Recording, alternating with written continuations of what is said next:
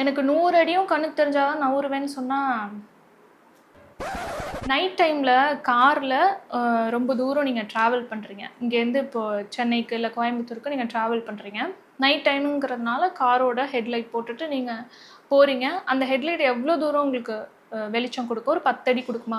சரி, ஒரு 10 அடி போகிறீங்க. அதுக்கப்புறம் ஒரு 10 அடி, அதுக்கப்புறம் ஒரு 10 அடி. இப்படியே கொஞ்சம் கொஞ்சமாக நீங்கள் போய் அந்த போக வேண்டிய இடத்த ரீச் பண்ணிடுவீங்க இல்லையா? எனக்கு இங்கேருந்து 100 அடியும் தெரியணும், அப்போ தான் நான் காரவே எடுப்பேன் அப்படின்னு நினச்சா போய் சேர முடியுமா? நம்மளுக்கு ஒரு கோல் இருக்கும், நம்ம அதை நோக்கி போகணும்.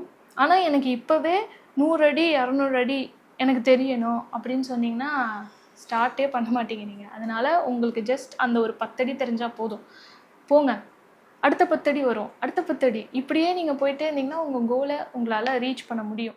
ஸோ உங்கள் இலக்கை நீங்கள் ஃபிக்ஸ் பண்ணிட்டீங்கன்னா ஜஸ்ட் ஸ்டார்ட் யுவர் ஜர்னி. அப்படியே போயிட்டே இருங்க, கண்டிப்பாக உங்கள் இலக்கை நீங்கள் ரீச் பண்ணுவீங்க.